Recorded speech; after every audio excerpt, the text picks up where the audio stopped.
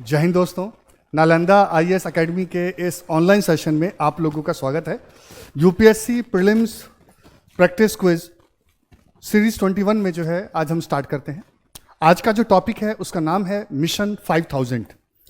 तो मिशन 5000 जो जैसा कि आप देख रहे हैं, जो हमारे वाइस प्रेसिडेंट है उपराष्ट्रपति कौन, श्री एम वेंकैया नायडू, इन्होंने जो है एक जन आंदोलन, एक पीपल्स मूवमेंट का जो है आह्वान किया है, ताकि भारत के जो 5000 एमपी, एमएलए और एमएलसी हैं, एमपी बोले तो मेंबर ऑफ पार्लियामेंट, एमएलए बोले तो मेंबर ऑफ लेजिस्लेटिव असेंबली और एमएलसी बोले तो मेंबर ऑफ लेजिस्लेटिव काउंसिल्स, तो ये जो अराउंड जो 5000 लोग हैं, इनको इन्फ्लुएंस करने के लिए जो है एक जन आंदोलन की ज़रूरत है।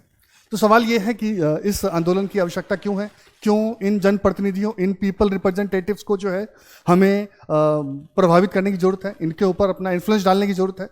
ये इसलिए ताकि पार्लियामेंट्री डेमोक्रेसी जो भारत की जो है उसको बचाया जा सके, उसके गौरव को बचाया जा सके, उसकी चमक को बचाया जा सके। ठीक है, ये कैसे बचा सकते हैं?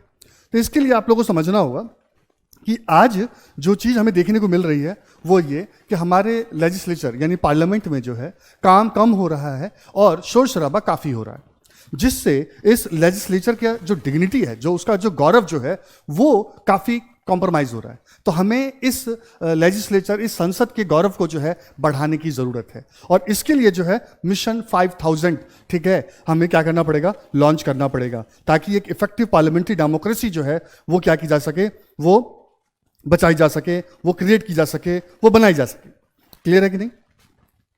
तो ये जो हमारे जनता है, जो हमारी जनता जो है, ये अपने प्रतिनिधियों से जो है चाहती है कि वो एक एक समय का जो है वो जन कल्याण में जो है यूज करें, लेकिन ऐसा हो नहीं रहा है। तो इस जनता की एक्सपेक्टेशन को बढ़ाने के लिए जो है या उस पर खड़ा उतरने के लिए जो है इस मिशन को लॉन्च करने की आवश्यकता है। अब जनता जो है कैसे मतलब कि इसमें अपना पार्टिसिपेट करेगी, क्योंकि ये सबसे इंपॉर्टेंट सवाल है। तो इसका मैं आपको जवाब दूं, वो ये है कि अलग अलग तरीके हैं जिससे जो है क्या कर सकते हैं, हम इस आंदोलन को आगे बढ़ा सकते हैं। वो क्या है? तो सबसे पहले जो है, जो आपके जनप्रतिनिधि जो हैं, जो पीपल रिप्रेजेंटेटिव जो हैं, क्या कर रहे हैं, वो डिस्टर्ब कर रहे हैं, वो जो हैं संसद की जो कार्रवाई जो है, जो आपका पार्लियामेंट की जो एक्टिविटीज़ हैं, ठीक है, उसमें डिस्ट्रप्शन क्रिएट कर रहे हैं। तो उन डिस्ट्रप्टर्स को जो है हमें क्या करना है, उनकी पहचान करनी है, ताकि जब वो पार्लियामेंटेरियन जो हैं अपने कॉन्स्टिट्यूंसी में जाएं तो वहाँ की जनता उनसे सवाल पूछे, कहाँ हमने आपको तो अपने मुद्दे, अपने मतलब कि जो हमारे जो भलाई के लिए, जो हमारे कल्याण के लिए जो मुद्दे हैं उसको उठाने के लिए कहा था, लेकिन आप उन मुद्दों को उठाने के बदले जो है वहाँ पर क्या करने लग गए, शोर शराबा मचाने लग गए। ये चीज़ बिल्कुल ठीक नहीं है। आज सोशल मीडिया का ज़माना है, तो सोशल मीडिया में भी जो है क्या किया जाए, उन पार्लियामेंटेरियंस की जो है, ठीक है, पहचान की जाए और उनके कॉन्स्टिट्यूंसी में स्टेट वाइज जो है उसे पोस्ट किया जाए, ताकि वहाँ की जनता भी जाने कि उनके जो रिप्रेजेंटेटिव्स हैं वो क्या कर रहे हैं। इसके अलावा आम जनता जो है उनको भी लगातार मीटिंग अटेंड करनी चाहिए, ठीक है, लगातार आपस में मीटिंग करनी चाहिए कि हमारे जो लेजिस्लेचर्स हैं वो कैसे कर रहे हैं काम, राइट, ताकि इन प्रतिनिधियों पर प्रेशर पड़े। इसके अलावा जो है आम जनता जो है लगातार न्यूज़पेपर पे जो है क्या करे, वो जो है लेटर्स लिखे, ठीक है, ताकि न्यूज़पेपर में जो है उन मुद्दों को उठाया जा सके कि भाई हमारे प्रतिनिधि कैसे काम कर रहे हैं। और मैं बार बार बोल रहा हूँ, इन सब का जो पर्पस है वो सिर्फ ये है कि किस तरीके से जनप्रतिनिधियों पर दबाव डाला जाए ताकि वो काम पर ध्यान दें, ठीक है, वो जो है डिस्टर्ब करने पर ध्यान ना दें। तो उनको जो है एक मैसेज देने की ज़रूरत है। और क्या किया जा सकता है? तो मैं आपको बार बार बता रहा हूं कि मिशन 5000 का जो ऑब्जेक्टिव जो है, जो गलत लॉ मेकर हैं, ठीक है, उनके ऊपर प्रेशर डालना है, ताकि जो डिस्ट्रप्टेड और डिफंक्शनल लेजिस्लेचर की जो समस्या जो है उससे हम निजात पा सकें, क्योंकि ऐसा करके ही जो है एक देश का जो सपना जो है वो पूरा होगा। ठीक है, पूरा कैसे होगा? कि जब लेजिस्लेचर का एक एक मिनट जो है, एक एक सेकंड जो है, जो कि जनता के पैसों से जो है सबको पे किया जाता है, ठीक है, उसका सदुपयोग हो, उसका जो है यूटिलाइज हो। ये बहुत बहुत बहुत इंपॉर्टेंट है।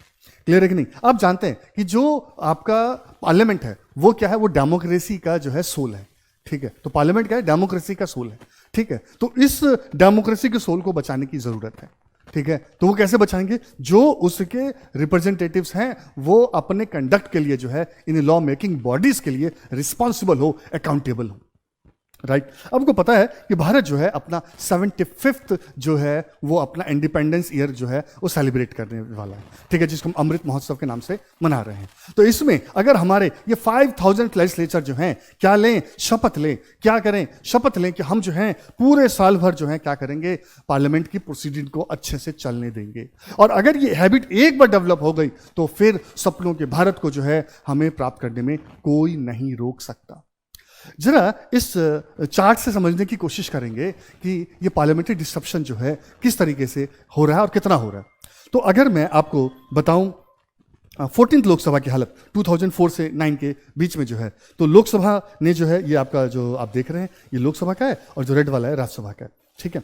तो ये जो ऑरेंज जो है आपका 87% काम हुआ, यानी कि 13% टाइम टोटली वेस्ट हो गया, ठीक है। वहीं राज्यसभा में 86% काम हुआ, यानी 14% जो टाइम जो है वो वेस्ट हो गया। फिर बात करें 2009 से 14 के बीच में, यानी 15th लोकसभा की, ठीक है। तो ये जो है आपको पता है कांग्रेस का टाइम था, इसमें जो है दोनों में जो है यूपीए शासन का चल रहा था। और विपक्ष में कौन थे? विपक्ष में जो थे वो आज की जो सरकार है वो थी। और आपको जान के ताज्जुब होगा कि 63% ही लोकसभा में काम हुआ और 68% जो है वो राज्यसभा में काम हुआ। और अगर मैं 2014 यानी कि लास्ट लोकसभा की बात करूं, 16 लोकसभा की बात करूं, तो उसमें जो है क्या देखने को मिला, 84% लोकसभा में काम हुआ और 64% जो है राज्यसभा में हुआ, क्योंकि यहां पर आप जानते हैं कि जो एनडीए की जो मेजोरिटी जो है वो कम थी राज्यसभा में, आप जानते हैं बात, ठीक है। लेकिन दो बातें समझने की है, वो ये कि आज जो सरकार जो है वो दुहाई दे रही है कि हमें पार्लियामेंट को डिस्टर्ब नहीं करना चाहिए। 2009 से 14 के बीच में वो ही सबसे आगे थे, है ना, कमाल की बात, ठीक है। वहीं लेकिन एक बात और ध्यान देने की है, बेशक उन्होंने ये गलत किया, ठीक है, लेकिन अब अगर वो इस बात को समझ रहे हैं तो हमें इसको जो है क्रिटिसाइज नहीं करना चाहिए, इसको सपोर्ट करना चाहिए, क्योंकि जितना ज़्यादा जो है हमारे जो प्रतिनिधि जो हैं, जो हमारे रिप्रेजेंटेटिव जो हैं पार्लियामेंट में काम करेंगे तो जनता का भला उतना ज़्यादा से ज़्यादा होगा। अब सवाल ये है कि डिसरप्शन होता क्यों है? तो जो सबसे पहला कारण है वो ये है कि जब पार्लियामेंट में क्या अब तो होता है कि कंट्रोवर्शियल इश्यूज जो होते हैं वो डिस्कस होते हैं, या कोई पब्लिक इंपॉर्टेंस का जो मैटर जो है वो डिस्कस होता है, तो उस टाइम पर जो है, जैसे एग्जांपल के लिए CAA, ठीक है, ये आपका डिस्कस होगा, तो इसमें क्या होता है कि सबका पार्टिसिपेशन मस्ट हो जाता है, क्योंकि सबसे ये मुद्दा जुड़ा होता है।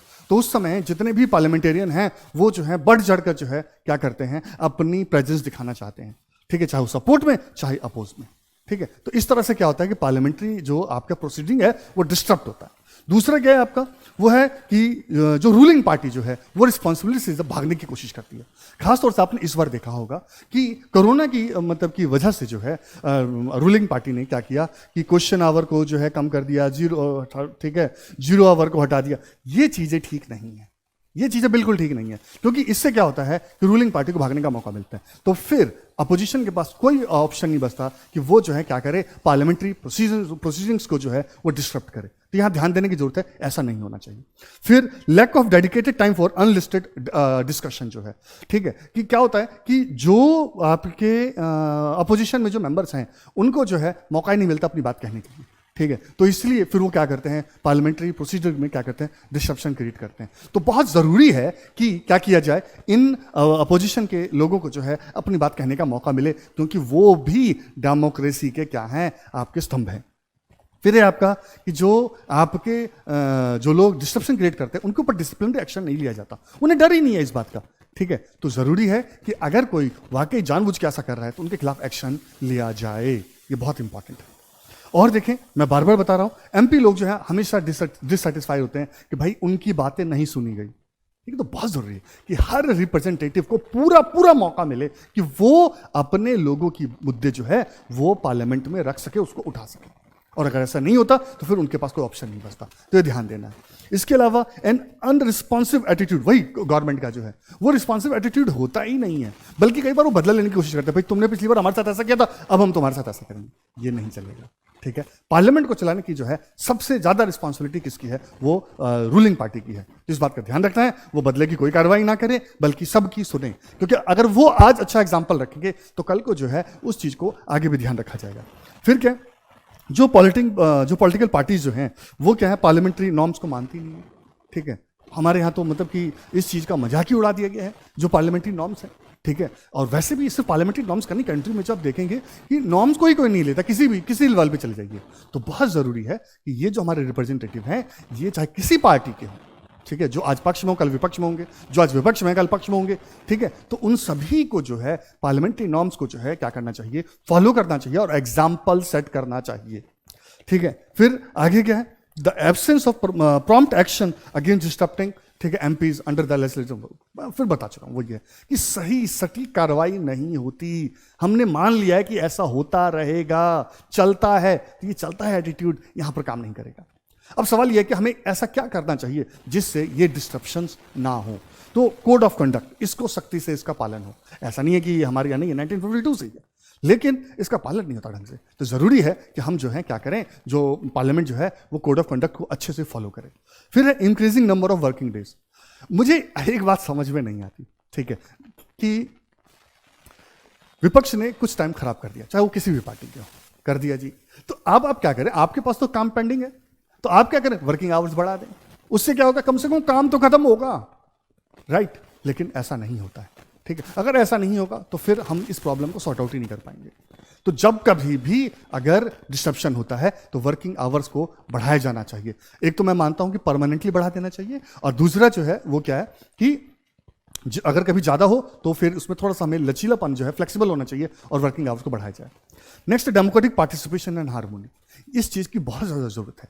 खास तौर से मैंने इस बार जो है, मतलब कि इस बार और लास्ट टाइम जो है, जो मैंने देखा, ये मैंने इंडियन पार्लियामेंट्री हिस्ट्री में नहीं देखा।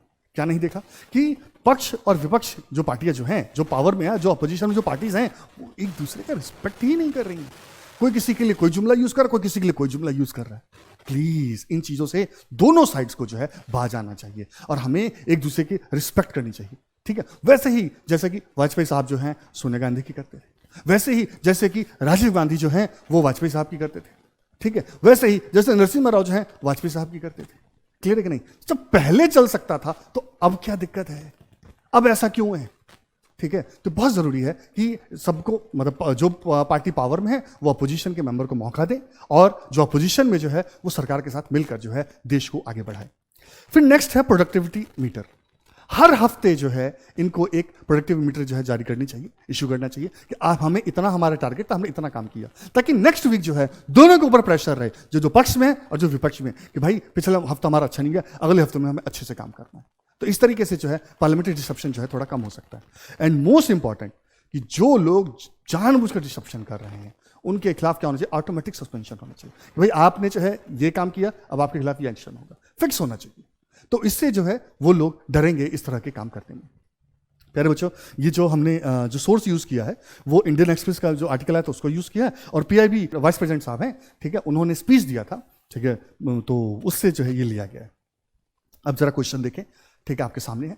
विच of the following form of government is supported by mission 5000? Parliamentary form of government, presidential form of government, both A and B, and neither A nor B. अब आपने बताना है इसका सही आंसर क्या, तो मैं आपको बताऊं इसका सही आंसर जो है वो है a, parliamentary form of government, right. फिर नेक्स्ट क्वेश्चन, जिसका जवाब आप लोगों ने कमेंट बॉक्स में देना है, और प्लीज इसमें अच्छे से पार्टिसिपेट करें। विच of the following statement is not correct about mission 5000? ठीक है, ये 4 ऑप्शन दे रखे हैं, आपको इसका आंसर देना है।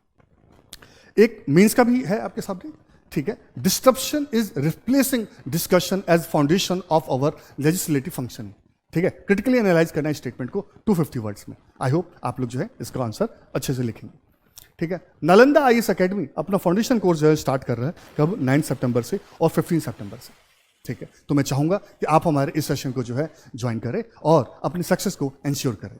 पसंद आया होगा तो प्लीज इसे लाइक करें, और हमारे चैनल को जो है क्या करें, सब्सक्राइब करें, और ज्यादा से ज्यादा लोगों के साथ शेयर करें। शेयर करने के लिए आप लोगों को मैं बता दूं, आप बच्चों को जो है, अपने फ्रेंड्स को जो है व्हाट्सएप के थ्रू, टेलीग्राम के थ्रू क्या कर सकते हैं, उनको सेंड कर सकते हैं, और साथ ही साथ आप अपने स्टेटस पर भी डालकर ज्यादा से ज्यादा लोगों को बता सकते हैं। तो आई होप आपको ये सारी बातें समझ में आई होगी। Thank you very much, God bless you all, जय हिंद।